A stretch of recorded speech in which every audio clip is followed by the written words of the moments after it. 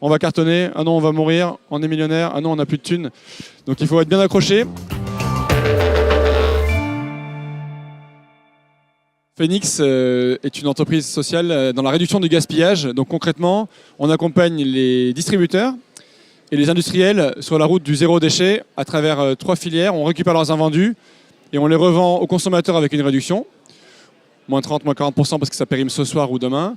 Sinon, on les donne aux assos caritatives, Restos du Cœur, Croix-Rouge, Emmaüs, parce que c'est des produits qui sont proches de la péremption mais qui vont pouvoir être donnés dans des circuits de solidarité.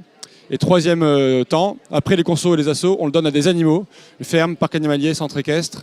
Tout ça pour éviter la mise en décharge, la destruction, l'incinération. Donc on est dans l'économie circulaire, où les invendus et les déchets sont une ressource en tant que telle.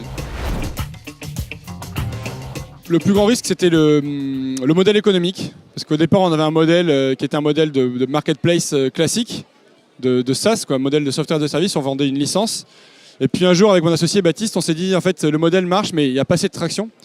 Donc on va faire une prise de risque assez radicale, on va transformer le modèle vers un modèle au succès. Donc nous, on a pris une commission au succès sur les volumes qui transitaient par Phoenix, ce qui voulait dire qu'en fait, on n'avait aucune garantie de revenus, on n'avait aucune visibilité, et pour autant, c'était le meilleur move qu'on ait fait, et ça nous a permis de signer beaucoup plus de clients. Ça a levé plein de freins commerciaux et plein de freins organisationnels, et c'était une décision assez chouette, en fait, avec le recul, même si c'était très risqué sur le moment.